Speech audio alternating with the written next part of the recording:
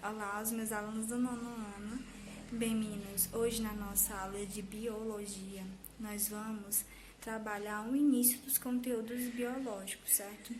Ah, professora, mas a gente não estava trabalhando a biologia? Sim, nós estávamos trabalhando, só que a biologia de uma forma mais generalizada. Nós trabalhamos a questão do universo, formação de planetas, estrelas, né? Falamos das nebulosas, astros, cometas, então a gente trabalhou mais o universo de forma geral.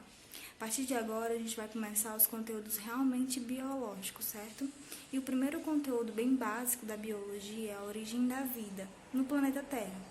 E hoje a gente vai saber o que os primeiros cientistas que estudaram em relação à origem da vida no planeta falaram e suas contribuições, certo? Então, eu espero que gostem da aula e qualquer dúvida é só me procurar, que estou aqui para sanar certas dúvidas. Se quiser anotar algo, dá pause no vídeo, escreve. Eu acho interessante ter esse conteúdo, mas quando retornarmos às aulas, esse conteúdo vai ser revisto, certo? Então não há problemas.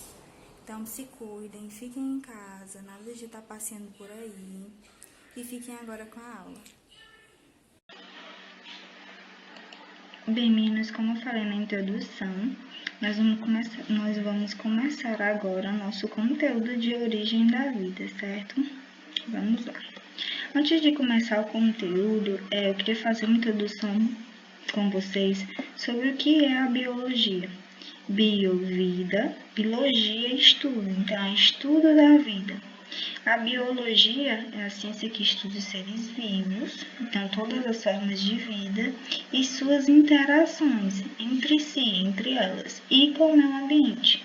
Ou seja, a biologia estuda todos os organismos vivos, a interação entre eles e com o meio ambiente. Então, a biologia está relacionada à biodiversidade, aos animais, aos ecossistemas, às plantas e dentro disso tudo aqui que eu não coloquei, os micro-organismos, tudo isso forma a biologia, certo?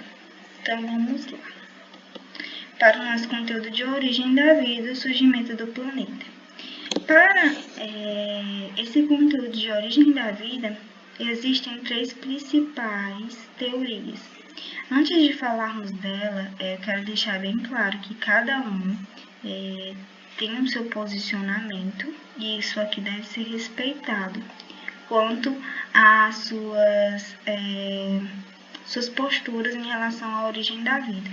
Então, cada um acredita e se posiciona da forma que quer.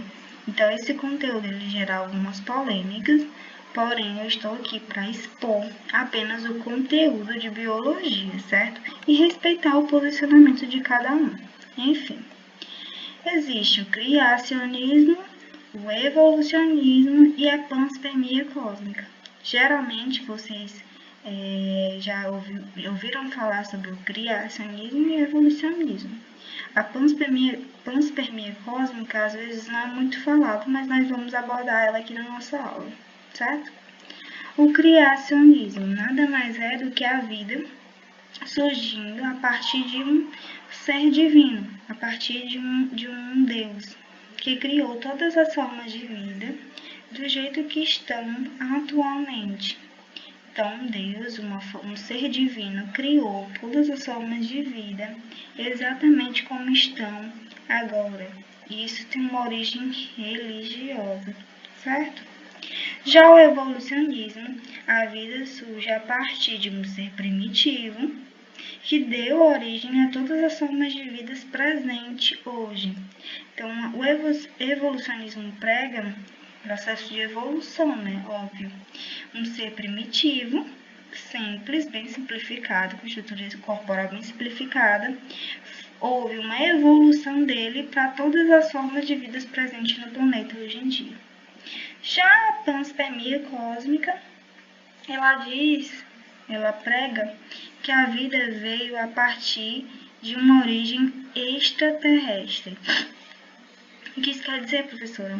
Que os pensadores, os cientistas que pregam a panspermia cósmica, dizem que a vida veio em cometas e asteroides. por meio de esporos de pequenas moléculas, e a partir daí foi que ela viu um ambiente propício para a sua, vamos dizer assim, propagação. E aí houve essa disseminação de vida aqui no planeta Terra, mas que sua origem é extraterrestre, certo? Então são essas três principais teorias da origem da vida. Mas existem outras teorias, certo? A teoria da abiogênese. Que é isso, professor? A teoria da abiogênese geralmente é pregada por Aristóteles. Aqui tinha um espaçozinho, tá, gente? Foi pensada por Aristóteles antes de Cristo. Dizia que a vida surgia de matéria inanimada. O que é matéria inanimada, professora? Matéria sem vida. Então, ele dizia que a partir de algo sem vida, né, um elemento não vivo, podia-se gerar a vida. Então, essa teoria da biogênese, ela também pode ser chamada de geração espontânea, porque gera espontaneamente a vida. Então, Aristóteles pregava isso e era aceito, né, até o século XIX, certo? Então, como assim, professora? Ainda não entendi. Acreditava-se que pequenos vermes surgiam da carne em decomposição, simplesmente da carne. Então, havia, Aristóteles principalmente acreditava que a própria carne possibilitava a formação de vermes, e nós sabemos que a carne, depois do animal morto, ela não tem mais vida, né, nas suas células, na sua constituição, e jamais poderia formar vermes, mas naquele tempo eles acreditavam isso. Acreditavam que sapos e outros animais saíam da lama dos pântanos. Eles imaginavam que os sapos surgiam da lama dos pântanos, algo sem vida, mas eles imaginavam que a reprodução dos sapos ocorria dessa forma. E que as lombrigas apareciam espontaneamente no intestino humano. Eu sei que hoje em dia, coisas desse tipo é bem difícil da gente imaginar. Porém, naquela época, eles acreditavam piamente que haveria a possibilidade de gerar vida espontaneamente de algo inanimado, sem vida, certo? Já a teoria da biogênese, ela já prega o contrário, que a vida ela só surge a partir de uma vida pré-existente. Então, necessariamente, para haver vida, é necessário um organismo vivo anterior a isso. Então, Francesco Redi veio, por meio de um experimento, provar isso. Dizia, né, como Aristóteles, que os vermes surgiam espontaneamente da carne em decomposição. Então, diante disso, o Redi veio provar que não. Então, ele colocou frascos com um pedaço de carne dentro, frascos fechados, frascos abertos e frascos com gás, certo? Os frascos fechados, a gente via que não hava a proliferação de vermes. Já com a gase, também não, né? Porque as moscas não pousavam. Já o aberto, como as moscas pousavam na carne, havia a probabilidade de se proliferar vermes ali, porque eles não tinham a consciência que os vermes seriam uma parte do processo de reprodução das moscas, que ali elas iam passar por um processo de metamorfose e se formarem moscas. Mas naquela época não tinha esse pensamento. Então, a partir disso, Redi confirmou que, mesmo com o contato com o ar, porque havia uma teoria de que se fechasse o pote é porque perdia a força vital, que tinha na carne, que possibilitava formar vida. Então, ele deixou o ar exposto por meio da gaze e viu que a carne não tinha esse poder, né, vital de produzir a vida, de disseminar a vida, e que somente as larvas eram encontradas em pedaços de carne que tinham contatos com as moscas, já que elas eram frutos dos ovos das moscas. Então veio a confirmação da biogênese, uma vida a partir de uma vida pré-existente, certo? Só que, durante os anos, a teoria da biogênese e da biogênese passaram por grandes debates, certo? Alguns cientistas acreditavam em uma e outros acreditavam em outra. E essa confusão toda começou com a descoberta dos micro-organismos. Nessa época que não tinha o conceito de micro-organismo, até porque não tinha microscópios nessa época. Com a evolução para o microscópio, que possibilitou a visualização dos micro-organismos, houve uma volta da teoria da abiogênese, na qual eles acreditavam que os micro-organismos surgiam de forma espontânea, certo? Então, John Needham foi um dos cientistas que veio provar essa teoria da abiogênese, certo? Ele aqueceu e fechou com rolhas frascos contendo substâncias nutritivas. Alguns autores falam que essas substâncias nutritivas eram caldos de carne. Então, ele aqueceu e fechou com rolhas. Aqueceu com o intuito de matar os micro-organismos. Eles já tinham esse conceito de se queimar, ou de se aquecer e matar os micro-organismos. Então, ele aqueceu e fechou com rolhas, acreditando que ali o experimento para ver se surgia micro-organismos ou não do caldo de carne. Então, após um tempo, ele observou que mesmo fechado havia um grande número de micro-organismos. Então, ele mesmo aquecendo e fechando com rolhas, ele percebeu que ao longo do tempo surgiram micro-organismos. E isso ele concluiu que os micro-organismos surgiam de forma espontânea da substância nutritiva.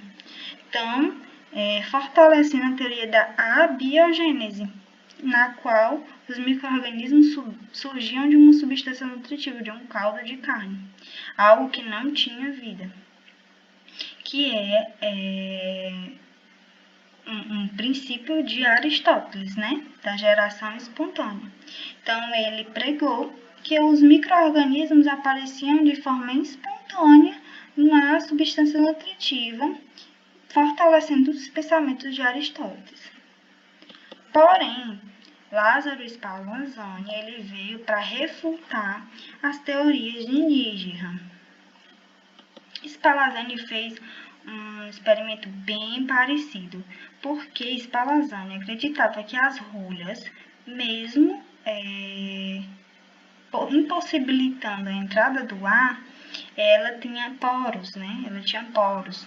Então, ela, como é formada por cortiça, que é um tipo de madeira, ela possibilitava essa entrada de ar e com isso, com o ar, entravam os micro-organismos e ali contaminavam novamente. Então, também dizia que Needham aqueceu por pouco tempo, que era necessário ferver por mais tempo.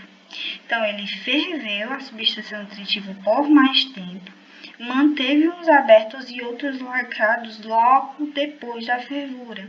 Então, ele deixou uns com rolhas e outros lacrados hermeticamente. O que é hermeticamente, professor?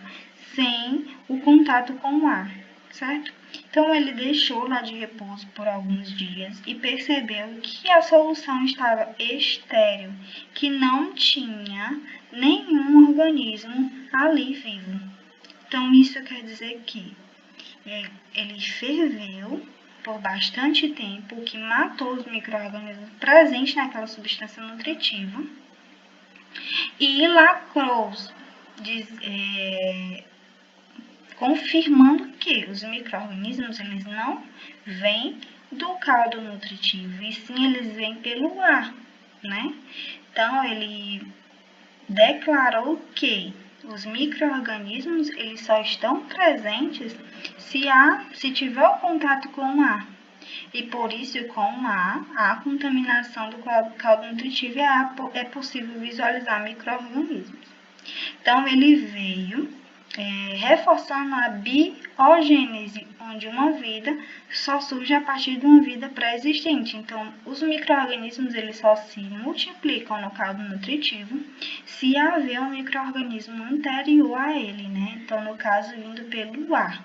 Se não tiver, não vai haver uma proliferação, porque o caldo nutritivo ele não tem essa vamos dizer assim, essa possibilidade de gerar vida de uma matéria que não tem vida. Enfim, ainda se houve uma polêmica muito grande entre Spallanzani e Needham. Eles dois brigaram bastante e Needham disse que Spallanzani ferveu demais e acabou perdendo a força vital que tinha na substância nutritiva, a força que possibilitava a formação da vida. Que viagem, né? Enfim, e aí disse que por ele ter feito isso, não houve a contaminação com micro-organismos, porque realmente tinha acabado a força vital do caldo nutritivo, da substância nutritiva. Então veio Pasteur para acabar com essa briga. Porque um dizia que precisava do contato com o ar, o outro dizia que não precisava ferver tanto, enfim, uma polêmica danada entre Needham e Spallanzani. Então veio Pasteur e realizou um experimento parecido com os anteriores, mas de uma forma diferenciada. Ele colocou um caldo nutritivo num frasco, num balão de vidro, e ele fez um bico de forma diferente, em formato de pescoço de cisne, certo? Então, ele aqueceu a boca desse vidro e puxou na forma de um pescoço de cisne, numa forma curva. E aí, ele ferveu bastante esse caldo, né? Fez como Spallanzani, ferveu bastante esse caldo nutritivo para esterilizá-lo e não ter nenhuma possibilidade remota de haver algum micro-organismo ali. E a partir disso, ele deixou alguns dias em repouso e visualizou que ali, mesmo com contato com o ar, porque esse vidro, mesmo com esse formato, esse gargalo meio tortuoso, ele era aberto, certo, na ponta, então ele possibilitou que mesmo com contato com o ar, dentro do balão e dentro do caldo nutritivo, não se havia contaminação por micro-organismos.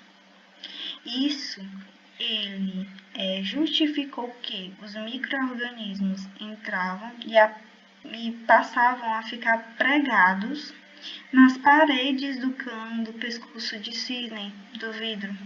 E com isso, não havia a possibilidade dos micro-organismos entrarem no caldo, porque eles eram barrados por esse caminho tortuoso. Então, a partir disso, ele constatou que, sim, a vida só ocorre a partir de uma vida pré-existente. Então, com isso, precisa-se, sim, de ter micro-organismos para haver uma multiplicação deles. E com isso, não necessariamente está envolvido com a presença ou não de ar, e sim com a presença de micro-organismos. Então, ele quebrou o gargalo e deixou aberto, possibilitando que os micro-organismos entrassem de forma mais facilitada, e com isso houve a proliferação desses micro-organismos, porque houve um contato direto com eles, certo? Então, ele constatou a teoria da biogênese. A partir disso, passou-se os anos e houve uma polêmica de como surgiu realmente a vida. Então, veio o Oparin e ele elaborou uma hipótese, certo? Uma teoria, em 1936. Oparin já sabia naquela época, em 1936, que a atmosfera da Terra, há muitos e muitos anos atrás, elas tinham metano, amônia, e hidrogênio e vapor de água. Então, tinham todas essas moléculas e essas substâncias, certo? E sabia que naquela época também tinham altas temperaturas na Terra e várias descargas elétricas. Então, a Terra possuía essas substâncias, essas moléculas, e passava por um processo de altas temperaturas e descargas elétricas.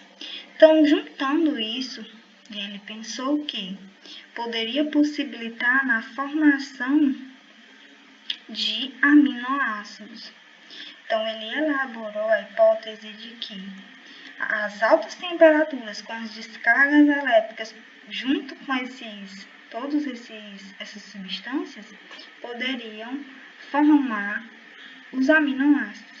E esses aminoácidos acabarem se juntando, formando proteínas, que as proteínas são conjuntos de aminoácidos, e a partir disso as proteínas formarem complexos chamados coacervados. O que são os coacervados, professor? Eu nunca ouvi falar nisso.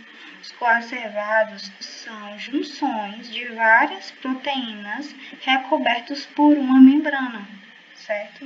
Então, a partir disso, foram formados os primeiros coacervados, que são consideradas as primeiras pseudocélulas, certo? Vamos dizer assim, as estruturas que deram origem às primeiras células. E mais à frente vamos falar sobre as células, tá vendo? Nas próximas aulas. Então, os coacervados, guardem esse nome, foram estruturas iniciais que possibilitavam a formação da célula. A partir disso, como o Oparin, em 1936, não tinha a possibilidade de testar isso, Miller, em 1953, ele veio, vamos dizer, provar por meio de experiência a hipótese de Oparin. E aí colocou num balão de vidro todas essas substâncias, submeteu a um aquecimento prolongado com descargas elétricas de alta tensão. E com isso, ele provou que havia o aparecimento de moléculas de aminoácidos dentro do balão. Então, ele provou que a hipótese de Oparin estava certa, que com todas essas substâncias, mais aquecimento e descargas elétricas, provocariam a formação de aminoácidos e, consequentemente, proteínas e coacervados, certo? E a partir dos coacervados, as primeiras células, elas são consideradas de uma estrutura muito simples, muito simplificada, com membrana plasmática, um citoplasma e um nucleoide, e essas estruturas todas, elas formam as células procarióticas ou células procariontes. Então, a partir daí, houve a evolução para todas as outras formas de vida, certo? Exemplos de seres do nosso dia a dia que possuem essas células procarióticas ou procariontes, as bactérias, certo? Tem uma imagenzinha das bactérias, bem bonitinhas. E foram elas, a partir de algumas teorias, que foram as primeiras células surgidas no planeta Terra. Então, meninos, é isso. Muito obrigada. Alguma dúvida é só me procurar, certo? Fiquem em casa e um beijo. Tchau!